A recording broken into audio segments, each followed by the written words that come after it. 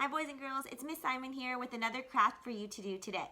So today we're going to do a beautiful kite craft and we're going to be using some different materials. So first you need something to cover your space with, your table with. If you have a tablecloth, that's great, or you can use some paper towel like I have here. You also need some scissors, some paints if you have, or something to color with as well, and a marker to write your name, and a little sponge if you have one at home. So what you need to do first is have the sheets printed that I sent you of the kite template. So we have the kite on one page, and on the second page we have the instructions with some triangles. So you're going to follow the instructions, and first it says to color the kite. So you're going to take your pencil crayons or markers or pastels, and you're going to color it however you would like to. So I'm just going to start, I'm using pastels, and I'm like the color orange, and you can use a couple different colors too. Just make it as beautiful and bright as you can, because we are in the season of spring, moving closer to summer every day. So we love to see those bright colors. So really get creative with it, mix colors if you want to color just the kite. So when you're done coloring the kite, it will look beautiful. So I finished one already, like this. So if you colored it, then just put it off to the side, and we're going to do our background. So if you want, if you don't have a blue sheet of paper, you can just color the background of the printout, a sky blue, and you can add some clouds. But if this is a step, if you do have a nice blue piece of construction paper or cardstock, and what you're going to do is you're going to get your sponge, and you're going to use some white paint. I have some white paint here, and just put a little bit on your sponge. If you don't have a sponge, you can also do this with some scrunched up paper towel as well. So that will work too, if you just scrunch it up and use it to dab. And this is the technique we're going to use to make the cloud. So it's just pushing the paint into the blue background like this. And you want to fill up your page with as many clouds as you'd like. I really like blue sky days with lots of white clouds. So when you're happy with that, you're going to set it off to the side to dry, because the paint will be very wet and you can't do anything when the paint is wet. So let that dry while you move on to the next step. So it says to color the triangles and the glue, and glue them onto the kites when you're done. So it says to try to use an A-B pattern. So we were learning about our A-B patterning, and I would like you to use maybe 2 colors to do your A-B patterning of the triangles. So I'm going to pick 2 colors, yellow and pink, because I like those 2 colors and they're nice and bright. And so to do an A-B pattern, we're just going back and forth, A, B, A, B, A, B. So I'm going to color this one yellow, and this one pink, and this one yellow, and this one pink. So as you can see, I've made my A-B pattern, yellow, pink, yellow, pink. So now I'm just going to copy the same thing to these triangles as well on the side. So yellow, pink, yellow, pink for my triangle. So you're going to see how we're going to add these to the kite in a moment. And you're going to cut them out. So I have my scissors, and you're just going to try your best to keep it as neat as you can. Take your time.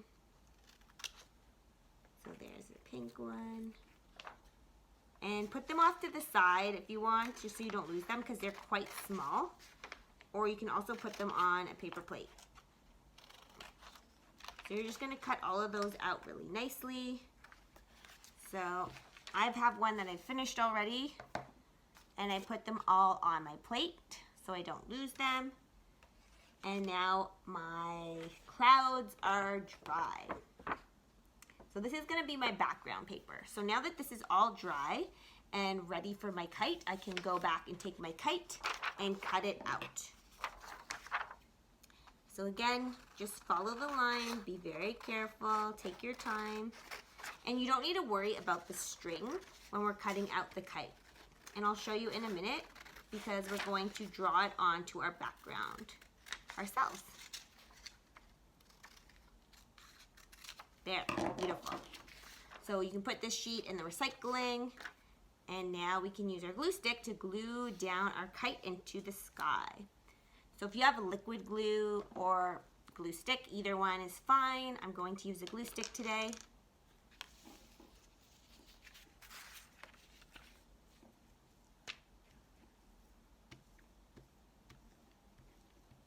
And just put it on the back of your kite and pick a nice spot in the sky high up where you can glue it down. So I'm putting mine in the corner like this. It's looking beautiful and colorful already. And now I can take my marker, I'm just gonna close my glue here, and draw the kite string. So if you want, you can start in pencil. I recommend you start in pencil first in case you don't like the wave that you made. And then you can go over it in a black marker. So there, just one squiggly line.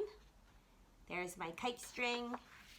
And now, since I have my triangles all cut out, I can start gluing them down onto the string.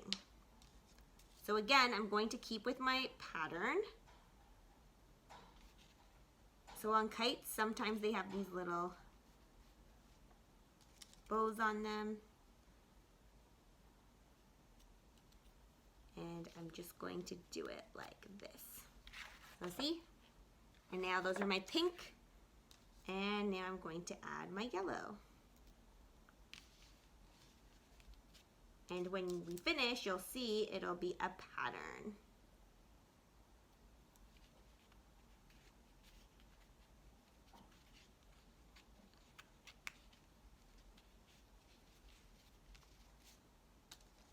Yellow, now pink again.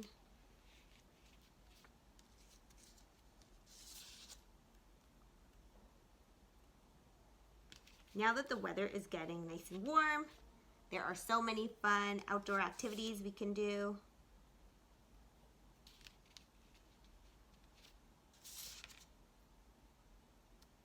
One of which is flying a kite. Okay, so I'm all done. So I'm going to close my glue stick. Like that. And this is my beautiful kite craft. And as you can see, I use my patterning A, B,